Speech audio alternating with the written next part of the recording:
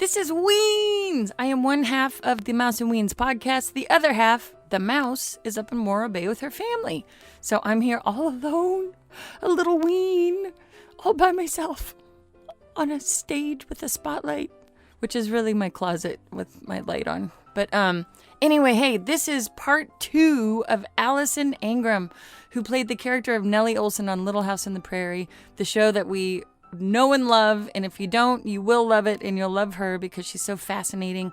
We had to do 2 parts because we didn't want to edit anything out. She's an amazing storyteller.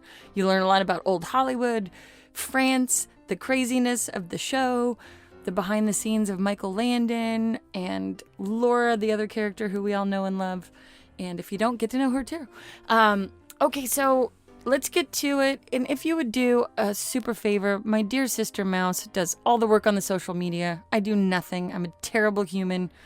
I'm trying to get better. I'm going to therapy. She does all the work on the social media, everything, networking, asking people to join Patreon. Can you do that? Patreon.com. It's for the price of a little cappuccino. You can subscribe without commercials and behind the scenes funny stuff and all that. And it would really help support the podcast and my dear sister, who I should actually sign up for it too and support her. Anyway, I'm very excited. Here we go! Mouse and Weens and a mouse and Weens and a mouse and Weens and a mouse and Weens and a mouse and Weens and a mouse and Weens and a mouse and Weens and a mouse and Weens and a mouse and Weens and a mouse and Weens and a mouse and Weens and a mouse and Weens, mouse and Weens and a mouse and Weens, mouse and Weens. So grounded for having such a Hollywood life. And then what about, did anyone go off the rails on the show? Did you have any drug addicts? Passed a Little House. No arrests, no convictions. We're very proud. That's like unheard of. Yeah. It's although you do not see anyone from Little House on the Prairie with no pants on TMZ. Does not happen. We did hear that Michael Landon would sip on a coffee cup of vodka during the shoots, right? This was his thing. I caught him drinking the wild turkey. So, I mean, Well, we had a thing. Okay, it was the 70s, and a lot of these guys had come from Bonanza, so they were very of that era. And you've seen like Mad Men, you know, where they're like drinking and smoking. And it's like, oh, it's 10 o'clock in the morning. And people just smoked and drank, and it was like, what? Nobody thought this was like weird. Right. I mean, not only did the whole crew drink, or as they used to say, well, normally we get through 1.5 cases of beer a day. Yesterday was a 2-case day, and we're down to 1 because somebody has to go to the store. So how many cases of beer the crew just consumed? It's just constant, the beer. And then they had the bar. There was booze in the prop truck. At the end of the day, they'd put up a bar on sawhorses, and that was the main bar. And then the rap party would go to the racetrack where they'd bet on the horses and drink. And then we'd have the real party back at the soundstage where they'd drink. So yeah, and everyone smoked. So and then cocaine was introduced, and I'm not sure if they had it on it, but I've heard stories of old Hollywood and cocaine. Well, and you guys were kind of isolated where you were shooting too. People were doing coke in the 20s. I mean, you know, yeah. And 80s was the big coke era for Hollywood, where everyone, except like me and Jay Leno, apparently, were like, I lack the brain receptors that process cocaine or something. It like doesn't work. Saving millions of dollars and my nose. But yeah, Little House wasn't really, thank God we weren't a coke set. A lot of people like full coke, they were everywhere. But we were apparently a booze and cigarette set, like hardcore. And nobody thought this was weird. Nobody got tired or went to sleep. They somehow were all speeded out and were like awake. I don't know how. And I remember being the prop truck. Michael just saying, you know, the usual is like forfeit the wild turkey jug into the coffee. I don't know how he did it. But that's what people did then. And like even the food, like, now, these days, a craft services table where you'd have snacks for the actors, you would have vegan options and gluten-free options, and there'd be a bunch of healthy stuff. There'd be fruit, there'd be vegetables, there'd be food. We had urn of coffee, urn of hot water, tea bags, sugar, milk, and big boxes of donuts. The choices were donut or bear claw or eclair. There was there was no health food. There were no like oat bars. How did we survive? It's true, but that's so weird. And then you had to fit into your costumes, which were not. And the children were drinking coffee. I mean, I was a teenager, so I was a hardcore coffee addict by probably by 14. So I was, I'd get my cup, and this coffee I talked about in the book. Remember, I said you have like your AA strength, your grip strength, and like French strength. This is grip strength coffee. Get the paint off your car. This is black coffee. You chew it. And Go girl. milk and sugar, I would drink that stuff. And the problem was, is little kids, like little Robin and Rachel who played Baby Carrie, wanted to drink coffee. And Melissa and I were like, you really can't. So we'd get like a cup of milk and put a little bit of coffee in it for them. So they were drinking coffee. They wanted to be big girls. That's I sweet. know. So that we didn't want to poison the small children. We did draw the line at that. Yeah. That's very nice. And then in your next play with the dead baby in the drawer, that's a whole different story. Oh, live baby in the drawer. That was the best part. It's like, where, bam. So somebody asked too, and I'm sure you get this question all the time, and I can't find who asked it. But you were friends with people on set. You and Laura didn't have there were no issues there, and you were friendly with everybody. People want to know the beefs. Oh, sorry. Yeah, Jen. all the gossip. This is the fun stuff. First kisses, crushes, all this. Our idea of a beef on Little House was like, well, I won't sit with you at lunch. You know, we didn't really get really hardcore. The fact is that Melissa Gilbert and I bonded immediately, which is hysterical because we were the mortal enemies. So, of course, we got along the best. And everyone generally got along. Yes, it is true. You're going to hear it again and again. Melissa Sue Anderson, who played Beautiful Blind Mary, her mom was very protective. And apparently she's recently even said, well, she was told, like, don't fraternize with the other girls. Like, oops, we didn't get that memo. So she, and as I said, I think she thought that Melissa Gilbert and I were juvenile delinquents, and she was probably right. So she just would not having it. She was not going to be friends with us. It was just never going to happen. And so she was kind of like uppity, standoffish. We're like, okay, what do we do? I said, okay. But we weren't like horrible. We don't go beat her up for it. And then it was weird too, because we had people visit our set from other shows, because people would guest, or people would be at MGM and people would wander over from other sets. And someone once said to me, because we were talking about somebody was fighting with someone, they went, oh, stop. You call that fighting with someone? They got restraining orders against each other on half these shows. You guys are so wussy. Your idea of hating someone is you're not speaking to them for 3 days. Wow. You're so 1800s. That's like an 1800s squabble. Come on. Right. Well, because then we'd still, at Christmas, we'd still buy everybody presents. What presents? And you're like, well, I'm kind of mad at her, so I won't buy the nice presents. Like, but we did, we all wanted the Christmas presents, went to the party. What was it? Where does that come from? Does that come from the top? Is that a Michael Landon thing? Is it just because, do you think it was the material you were doing? Very much. I say it was Michael Landon.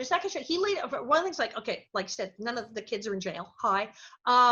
We all went to school. You meet some child actors that can barely read and write because they're supposed to have, by law, 3 hours school, 4 hours work, 1 hour rest or recreation. But some people didn't. They like bribed the welfare worker and like didn't do it.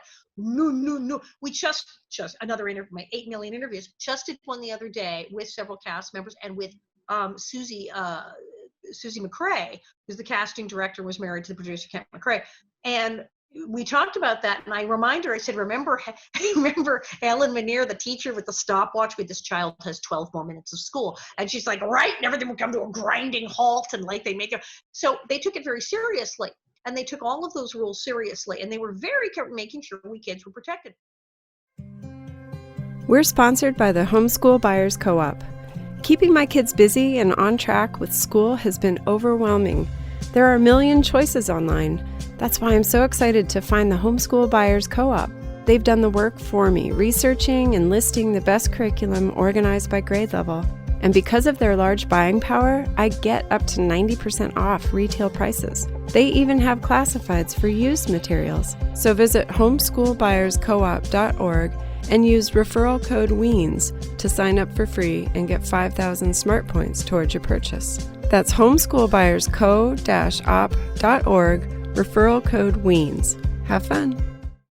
Hey there, it's Alison Carter. I'm the host of the podcast, Not Your Little Lady.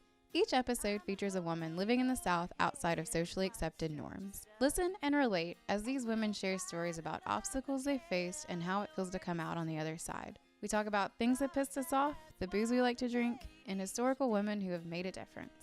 Through all this, we explore the importance of women owning their past, present, and future while keeping it light and funny. You can find episodes, which are released every other Wednesday, on most podcast listening apps or at notyouрлittlelady.com. Be sure to follow the podcast on Twitter at ladiesofnyll and on Facebook and Instagram at notyourlittlelady. Happy listening, y'all. And Michael also was very like, we are here to get the show done.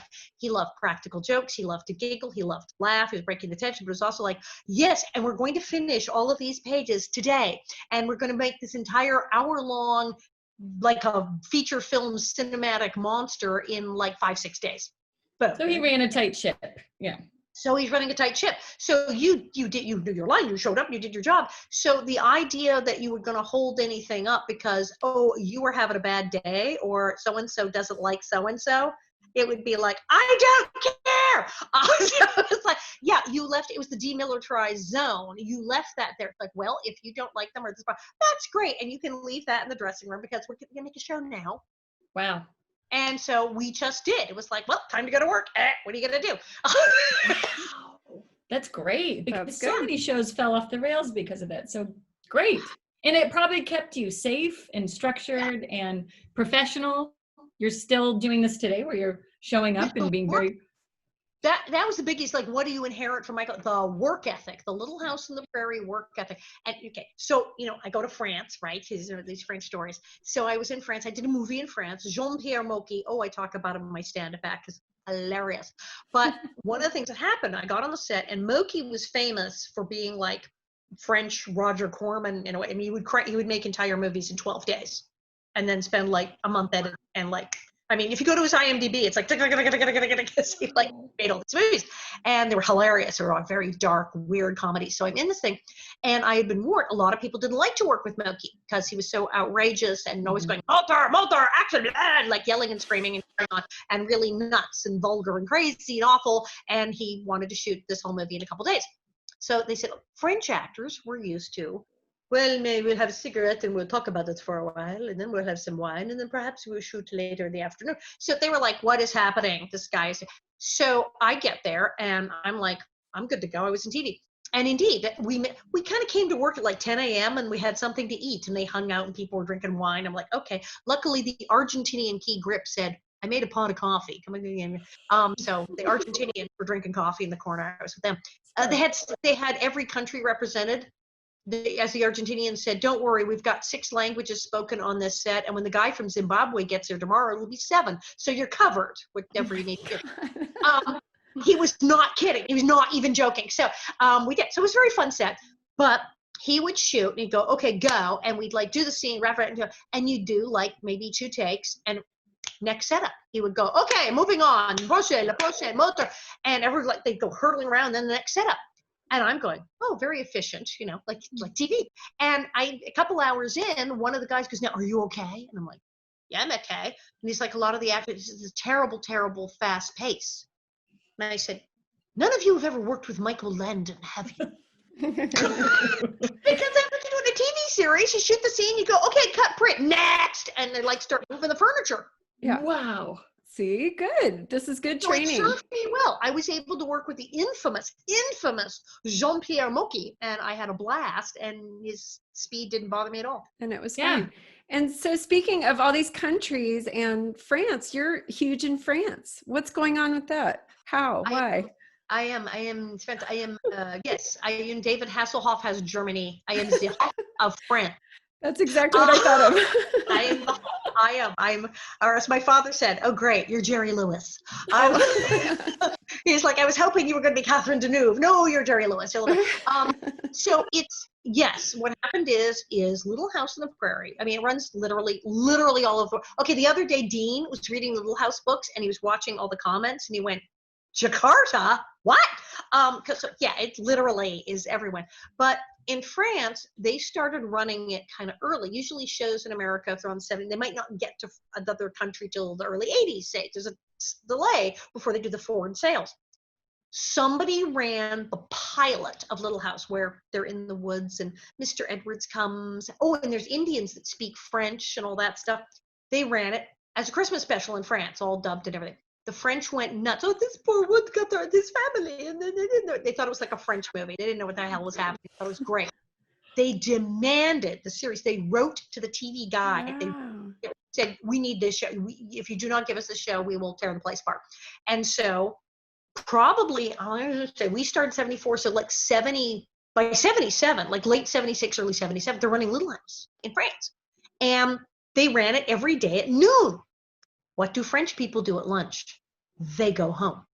And they still do in many places. Back then, that was it. Everybody went home for lunch. Everybody left school and went home for lunch. Now, some kids stay at school and brown bag and have a cafeteria, but about half of them go home for lunch. And many people will go to the break room now and eat in the break, but they also go home for lunch. So billions of French people are all like sitting there home for lunch. And at the time, there were 2 channels. Oh my gosh. So shall we watch the weather report or Little House in the Prairie? So you created this whole fan base over there. Amazing. What was it like? So what Okay. happened like when you first emerged as a human in France? Did you show up there personally? And Yeah, I didn't know. I knew they watched it in France. I'd gotten mail, and I knew it was big in Germany and big in Japan and big in France, big here, and I'd heard stuff. I didn't realize Argentina, I found out about later. Apparently they're bananas for in Argentina. So all these strange countries that like it. So I got this thing, come do this talk show. There's this talk show in France. Okay, and they will pay a bunch of money and fly out. Ooh, fancy. So I'm going to go. I get there, and suddenly, like, I'm the Beatles. Like the limo, the driver, the car driver is having to like circle the hotel because people are mobbing the cars. We're trying to get back. Like, what is happening? And I get to the talk show, and there's a studio audience. Oh, a 3-hour long live talk show. Who does this? insane. And they would have and all these stars. They would just shift. They'd have a table full of people, and then they go, "Okay, you're done," and they don't get up and leave. And then a bunch of other stars would come in. I'm like, "What is happening?" And it was the nuttiest, most insane, chaotic thing. They had they were standing on the table and shooting people with super soakers. I mean, it was really nuts. And I was like, "My." And then they start doing saying, "Who is our guest?" And they're putting up pictures of people from Little House in the Prairie, and the audience is yelling out their names. "Oh, Caroline, and Dr. Becca, yes." And so like, okay, who is there? And they're trying to guess. And the doors open, they play the music, and I come out, and they go berserk. And oh my God. they're singing. People in France sing the theme song.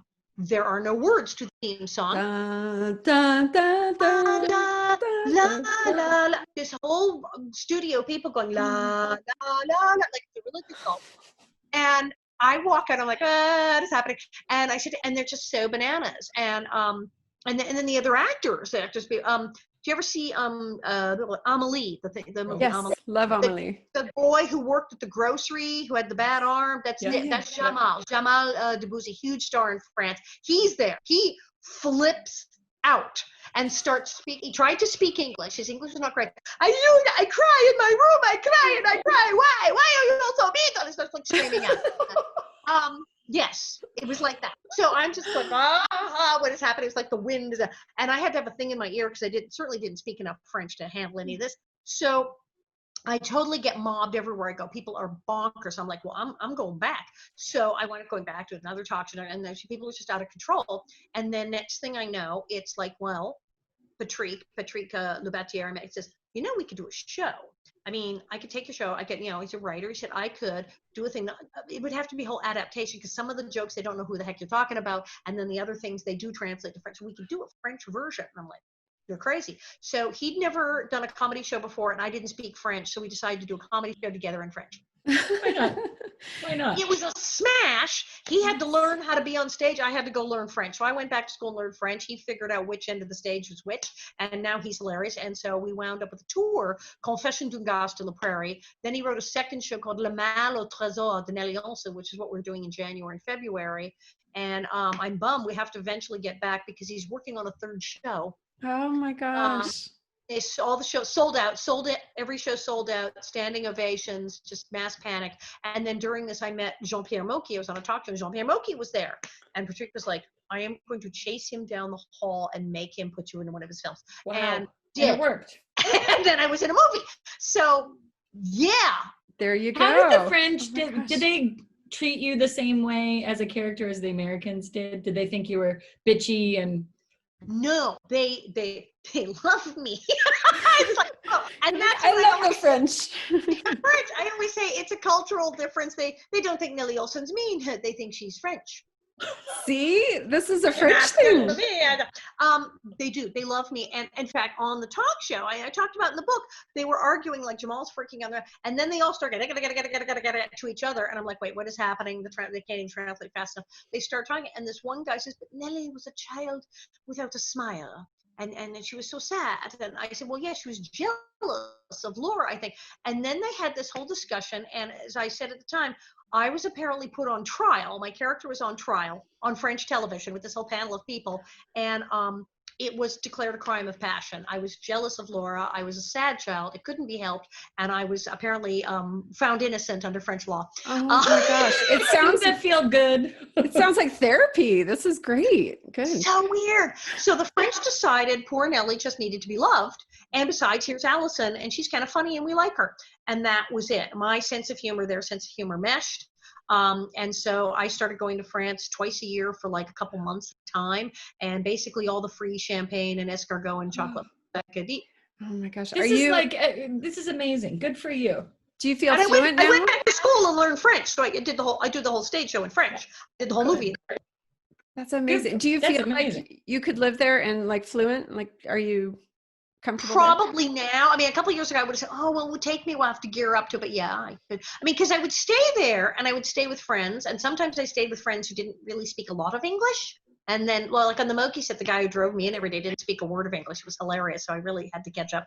But sometimes I hang out with people who don't speak English, and I do the show in French, and I do interviews. I was doing interviews in English and French, like the thing, but now I do whole interviews and stuff in French. Wow, good That's for amazing. you. That's I had my book about there. I had my book released there in French. And yeah. You are idol status in reinvention. You know, so many people get stuck in one job, one thing, and here you are, just like, okay, who moved my cheese? We're gonna try this now. And now I am now queen of the internet because, as I said, I was like, oh no, and so then I just took my whole life and career and went, here, I'll just put it here. Hi. It's amazing. Yeah, I know. You've got merchandise online. You have a production company. You do your tours. Well, I can't do the tours now because I can't shove 12 people in a bus. Right. It's not safe. What are you going to do about that? Is that gonna come back? I was talking to Rich Sebastian, who I did the tour with Dearly Departed Tours. He's also Santa Claus, by the way, so keep an eye out. Can you explain what the tours are really quickly? Sorry. Yes, the Nasty Nellie Tour of Hollywood was Rich and I would get in the bus, and you'd sign up for the tour. You get a free autograph picture, and only tour in Hollywood that stopped for milkshakes. So 3-hour tour. You'd hop in the tour and we'd go around Hollywood, but it was personal stories connected to everything. It's like, well, here is Hollywood High. Oh, wait, that's where I went. Oh, here's Paramount Studios. So when I was working here, here's where the thing, oh, here's the Chateau Marmont. Oh, wait, I live there. And so all these landmarks, but all the best landmarks in Hollywood, I either lived there or worked there or went to school there or know somebody. So it was like literally all personal stories about all these famous places. And we went by Michael Landon's house, and we went by Liberace's house. You bet we went by Liberace's house. And then we'd stop at the farmer's market and get milkshakes. I love it. That's so cool. The Hollywood sign and take pictures. And then when we go to the sign, you couldn't always get up to the sign, so we found a place where it was a really good shot of it in the background where it was safe. But I would bring, well, it's not the wig, but it's a copy of the wig and some bonnets. And so people could take a picture with me and the Hollywood sign with or without the wig. And then they could wear bonnets. So there's all these pictures of people on their Facebook with the Hollywood sign, me and the ringlets, and the two of them standing there in bonnets. It's like, and these two guys from Minnesota brought their own wigs, and it was their Christmas card. It was me and the two of them in Nellie wigs. Oh my gosh, that's amazing. And you know what? That was my next question, because I know that you've been asked this a million times, but that is the question from Jen Martin is, it looks so hot and uncomfortable. How did you keep your curls? Because they did have to make a wig because it was so hot and humid and awful and terrible. And I said, the hair doesn't really curl. Just to get it to bend at the ends to be fluffy, this involved a blow dryer and a very fancy brush. It looks very nice. It's gorgeous. So, but my hair's very straight. So I showed up the first day and they said, you're supposed to be in curlers. And my Auntie Marion said, what? And so I was sleeping in curlers at 12 and coming in at like 4 a.m. and they would clack, clack, clack, clack, clack with the curling iron. It's awful, but they make them work. So if you watch the first few episodes, you can see my bangs are a little straggly and the curls because they were doing it by hand. And then a couple episodes in, they said this is a nightmare. So they brought in Ziggy the wig maker of Hollywood. I think is still alive. He was old then. He's famous. Ziggy Geike. I think he made famous wigs in Hollywood, you know, Betty Davis, everybody. So he comes in, and then Larry, who was Betty Davis's hairdresser, and then we had Gladys, and who'd worked with Marilyn Monroe, and all the makeup and hair people, Marilyn Monroe, Joan Crawford, Betty Davis, they work with. So I got Betty Davis's hairdresser and Ziggy, the wig maker of the stars. And they built this thing like on my head. So they finally did. They made a wig and custom made, and it was stunning. Giant metal comb right here so that it would stay on, which was like, and many, many, many pins. It was excruciatingly painful and uncomfortable, hot. And like sometimes my scalp get cut a little bit, but 8-9 hours of wear, and it would come off at the end of the day, and I'd be like, you had to keep it on in between takes and everything. Oh yeah, because it took like an hour to put on. It was a nightmare. It was whenever I watch shows with period stuff from the 1700s, 1800s, I'm like, I just go, ow, I can feel how uncomfortable the costumes and the wigs are. I go, ow, I like wince in pain. But you did this for years. That's why I was like eternally surprised, because like, those combs, I remember those in the 70s. We put our hair in those all the time, but yeah. And you look just like Nellie when you pulled that back. That was amazing. I mean, that's incredible. Terrifying. I'm just saying. But yeah, it was so, it really hurt. And, but it worked. You kind of, you zone out and it becomes part of it and part of the, so angry. Just uptight. My head hurts so bad. Yeah, so I did that for added to the character. Wow. That's so crazy. That was a big question. I want to get, so Andy, oh no, we don't have his last name on here, but what is your favorite or least favorite episode? Do you have? Oh, hands down, it's Bunny, where I pretend to be paralyzed and get pushed down the hill in the wheelchair into the pond. Yes. Is it a stunt person too? Where's what TV show did this ever happen on? Who has ever done this? Right. Yeah, we have Tiff wondering, was that a stunt double in the wheelchair? So maybe you have to tell the whole scene. I don't know. Yeah, right. So they put me in the chair, and I remember I'm wearing like underwear, a nightgown, and bedroom slippers. I was like, no safe. So they start to push me down it, and saw a steel cable. They stop it, and then the stunt woman, very brave, does the somersault into the pond. That's definitely not me. Then they take me to another hill that is longer but less steep. Put me in the chair again, bedroom slippers, underwear, nightgown, and a real broken arm. Thank you, because I'd fallen off my skateboard. So the 1800s thing, or the actual, and they kind of go, well, off you go, and the camera's on a dolly, and they're all protecting the camera, but I'm just going lay down, trying not to die. Because there were close-ups of you too. Were they right in front of you going down the hill? Yeah, they're like right there, and I'm screaming bloody murder, because it was terrifying. And then go back to the pond, and I get in the pond and come up spitting. So yes, that's it. My gosh. Well, Julianne and I, being sisters, there was a time I had a bike accident and I was in a wheelchair, and she was in charge of pushing me around, and we were at the Oakland Zoo, and we got to the top of this tall hill, and there was a duck pond at the bottom, and it wasn't her fault. I said, you know what? It wasn't her fault, he said. I was reliving that scene, and I go, I want to ride down this hill. I can handle it. I'll stop at the bottom. It'll be fine. And she goes, okay, if you're sure. So she let go of this wheelchair.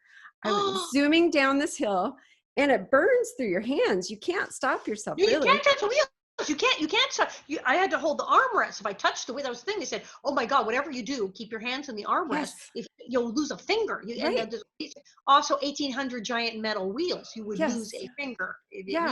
So I went thump, thump, thump across this little strip of lawn. Luckily, in front of the pond, there was a chain link fence. So I hit it, and I bounced off, and I flew out of the chair.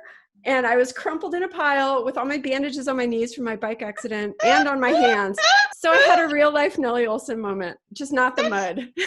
So horribly dangerous, as you now realize, no doubt. Because wheelchairs pick up momentum. They're heavy. Oh, yeah. They're quite heavy, and the wheels they pick up enormous momentum if you push them down a hill, as I discovered, because I was like, how fast is this thing going?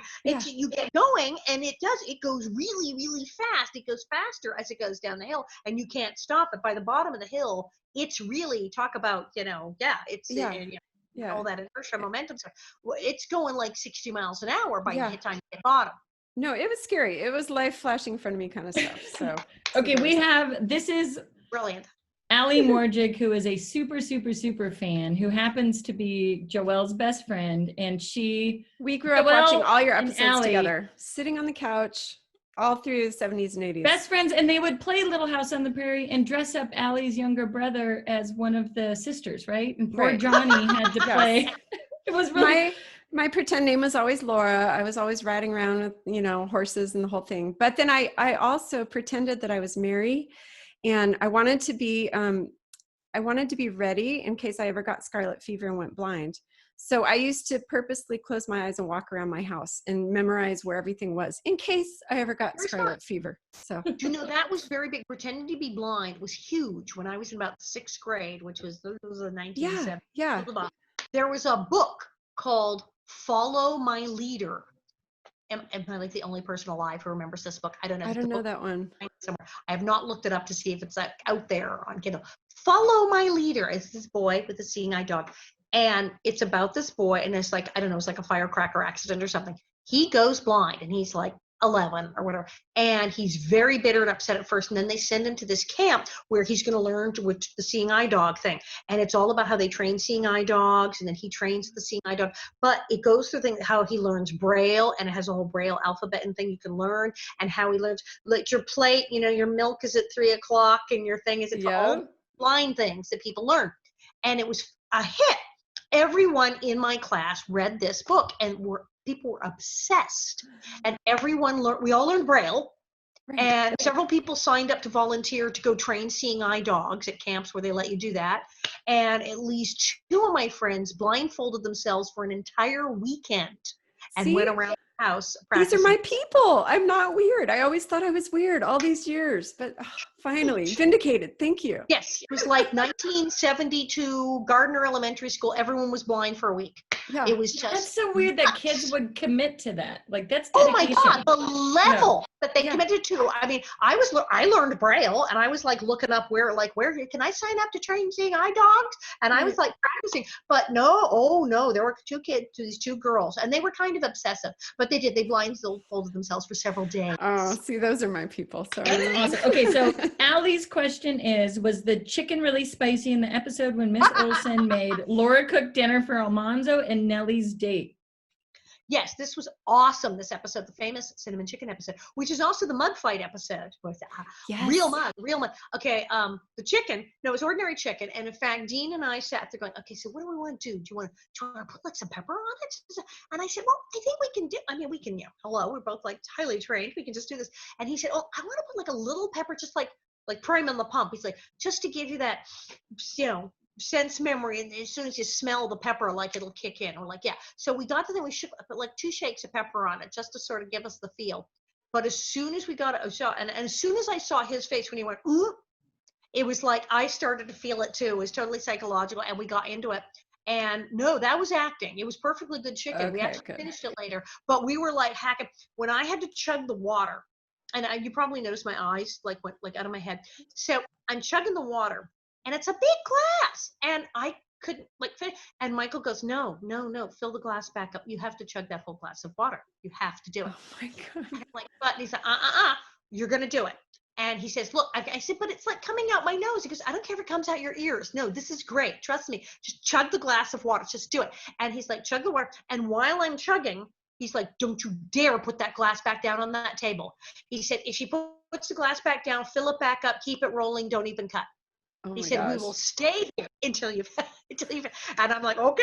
So that's and you can see water comes out my nose, and my eyes get bigger and bigger. And I chugged the glass, and it was genius. And then he said, and as you see this, It's the best. but I thought I was going to drown. So we did that. And then the mud fight, yes, that area was a duck pond in the winter and a cow pasture in the summer. And so then they hosed it down. So it was mud, not all mud. It was also cow poop, duck poop. Yeah. Oh. And she gets me in that headlock, and you see her hand come around with a wad of mud, and it goes right in my mouth. You can see it. Yes. Yeah. You were eating poop. Awesome.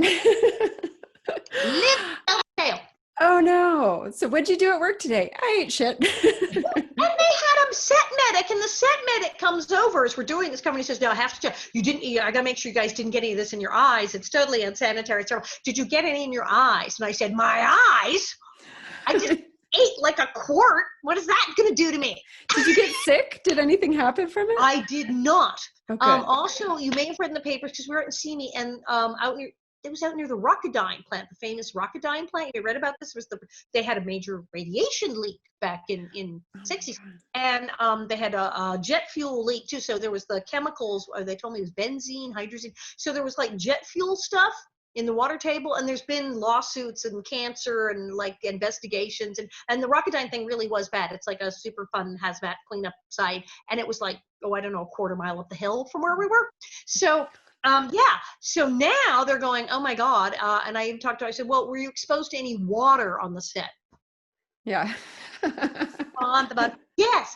So the mud, so it was, cow poop, duck poop, and ostensibly radioactive waste of some kind. Some jet fuel. Don't really know any combination thereof. Which Maybe another arm that comes back and massages your shoulder. What? My husband says I don't need a night light to read. She glows in the dark.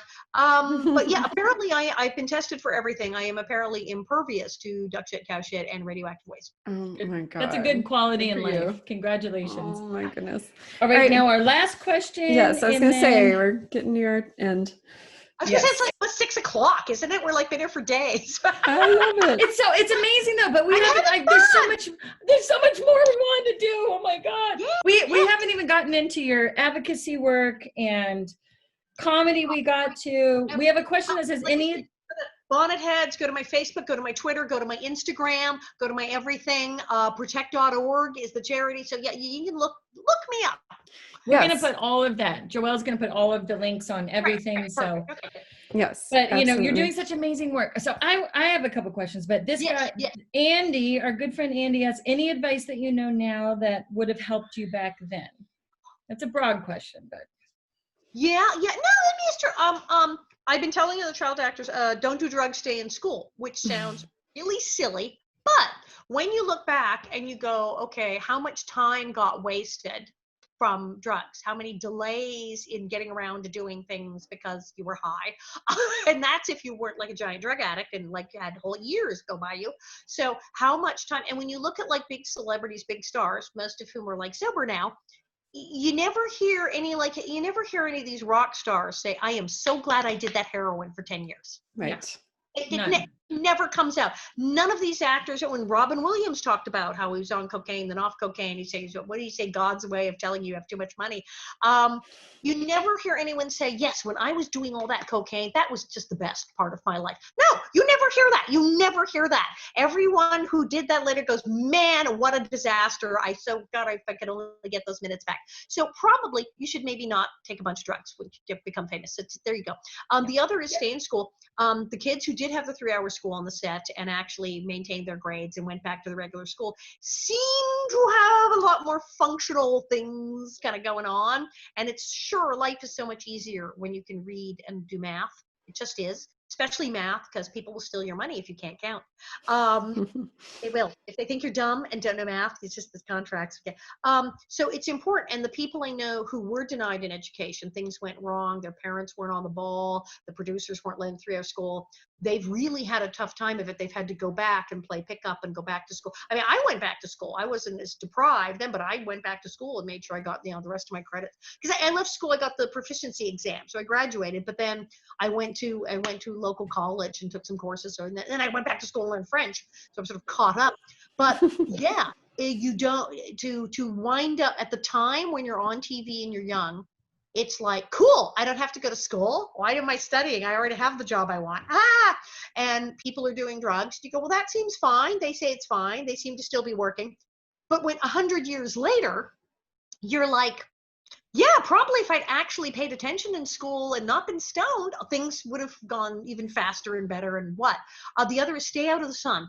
Because I look like this. This is called, there's your face, and this is your face on drugs. This is called don't smoke, don't do cocaine, and stay out of the sun.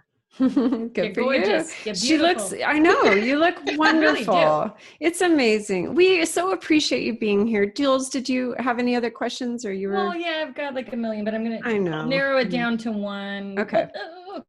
I will ask the question, in your book, which we will guide people to your book, but you've gone through a lot in your life. You have had, yes, and we're going to link all of that stuff. Yes. You've had, you came from a life of Hollywood entertainment. There's been some trauma in your working with the Protect is the group for child abuse. And Yeah, National Association to Protect Children, or protect.org. We do very interesting things. You should check us out. yes, and you, having gone through everything that you've gone through, and good and bad and right and left and crazy Hollywood and all you have such a amazing, bright spirit. Do you ever get depressed? Are you just happy all the time? How do you do it? I do. I mean, technically, and, as I said in the book, 22 years and 3 shrinks later. But when I first went to the therapist, was in my early 20s. My PTSD was like so severe, she nicknamed me Rambo. It's like, you're like running through the jungle. It's like, what is happening here? It's like, fun with PTSD. So yeah, I mean, I take a lot of naps, and now with the pandemic, is very stressful. I haven't had anyone close to me die of it yet, but boy, a lot of people are really sick. Several people have been to the hospital. Several people are having that after effect thing where, okay, you're better. Yeah, why do I still have the headaches, and why can't I do anything? It's really horrible, and it's terrifying. Although there's these experiments going on. Did you know that llamas may have a special antibody that may wind up saving us? Llamas may save us all. Have you heard this? Breaking news with the world. There llama I'm interviewing antibodies. the doctor on Tuesday. I'm going to ask him, but they're doing everything. There's dozens of vaccine trials and hundreds of drug treatment trials. There's really stuff going on they're working on. But apparently somebody was doing something about llamas and their immune system and these antibodies and how they attach to viruses. So we may all be saved by llamas. Llamas. This It's is a great ending. It'd be great, but it's very traumatic. It is very stressful. It is terrifying. Yes, we're in a horror movie. It's the zombie apocalypse. This is insane. There is this terrible disease that is killing people, and we don't fully know how. We have no cure, and we have no vaccine, and we don't even have a treatment. And it's highly contagious. So that's not fun. It's terrible. It is and not people fun. are losing their jobs and can't pay their rent, and my friends are starving. So, I'm trying to help people out. I'm, calling people, do you need stuff? Do you need wipes? I got wipes, I got toilet paper, I got food. And I'm trying to hook people up with things and hook people up with work and stuff they can do on the internet. I have several friends. I'm like, if you go in this thing in the internet, you can probably bring in a few bucks. I'm like, hook them up. But it's terrifying, but I'm a survivor. And you are bringing joy. You are bringing joy to this world with all your readings. I appreciate it as a mom now with my children at home. No school. We don't know what we're doing necessarily next year. And I have actually pulled out all my old little house books that I had as a kid and saved for my daughter. And she and I read in bed each night. And we discovered your Facebook, and now we're loving that. So I think things get weird. Little town on the prairie, things get very weird. It becomes parental. Like Little House in the Big Woods, Farmer Boy, and then all of a sudden there's like politics and like terrible racism and like weird things happen, and then like Laura's having a baby and it's like, whoa, what is happening? So yeah, it gets strange. So keep an eye on.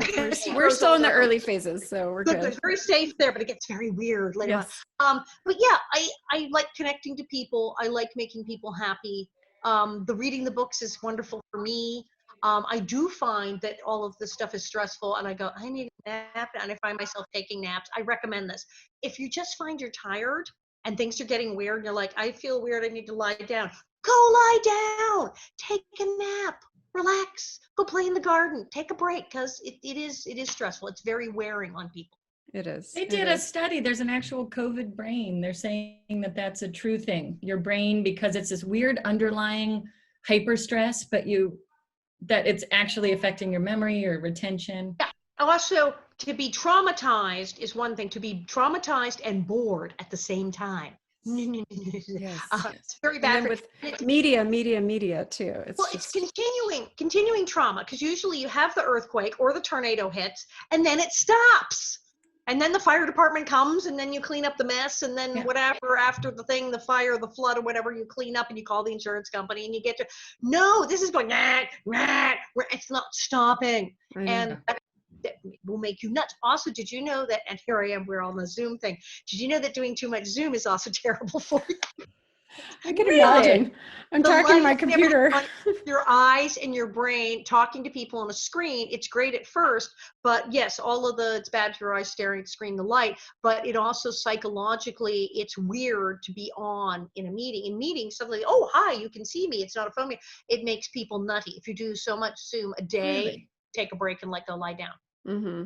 That is huge Good advice. advice. And then I read another study that listening to lo-fi music, hearing the crackle of a vinyl record and real like lo-fi mono speaker kind of music. Huh. So pull That's why Dean Butler's playing all that pause fiddle stuff, and everybody's like, yep.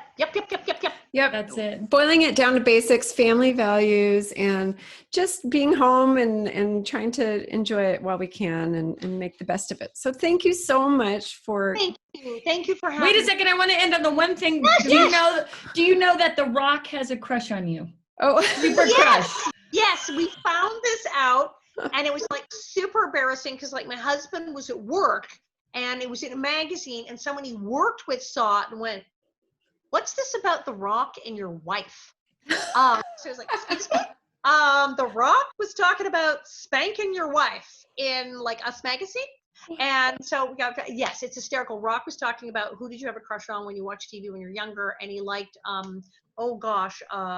what's her face from Family Ties, and he liked a bunch of, and he said, and that Nellie Oleson, and wanting to turn her over my knee, and she's a real feisty kind of gal. And my! So if we were to reach out to The Rock, and no, I'm kidding. I'm kidding. No, call him. I love him. Okay. No, he's great. We watch all his movies. We like him very much. Good. All right. Well, you might have to put on the outfit and go over his knee, but it sounds like that's yeah. So after the Little House reunion, we'll have a Rock Nellie Oleson reunion too. That could be fun. Excellent. Part 2 coming soon. Well, we do appreciate it. Are we good, Weens? Can I close it out now? Yes. Got her list. Good. Are you good? Did you want to say anything else? Awesome. I can't imagine. I think we covered everything in the world. Yes. No, that was great. Sure. Yes, we love it. So everybody, please go to bonnetheads.com. That kind of links to everything. And then do visit Alison Arngrim Facebook. So that's where all of your readings are. You have your live show. You have reinvented yourself in the time of COVID, and you are an inspiration to all of us. And just look at you. We love you. And we love Nellie Oleson. I'm here to say, should I forgive you now? Can I just get over that now? No. Yes, you can. She's like the coolest person in the world. So we love cool. you. Thank you so much for coming. Thank you so much. We'll see you soon. Bye. Bye. Okay, that concludes our interview with Alison Arngrim. Thank you so much, Alison, for doing this with us. We had such a fun time. Everyone, please go to bonnetheads.com to link to all our wonderful causes and projects. She's got more than I can mention. It's all linked there. It's wonderful. And thank you so much to our sponsor, the homeschoolbuyersco-op.org. It is a great resource, you guys, for those of us parents who are dealing with our kids being home, having to homeschool or learn from home. This is a wonderful website. You can sign up for free. Upon sign up, just type in the referral code Weens and you will get 5,000 smart points to use on your purchase. They also give you free curriculum, free webinars, free, so much. So please do go there, check it out, you guys. It helps us, it helps them, it'll help your children. So we appreciate it, and we thank you guys for your patronage. Look for us on patreon.com/mouseandweens. Also, social media everywhere, Mouse and Weens, spell it out.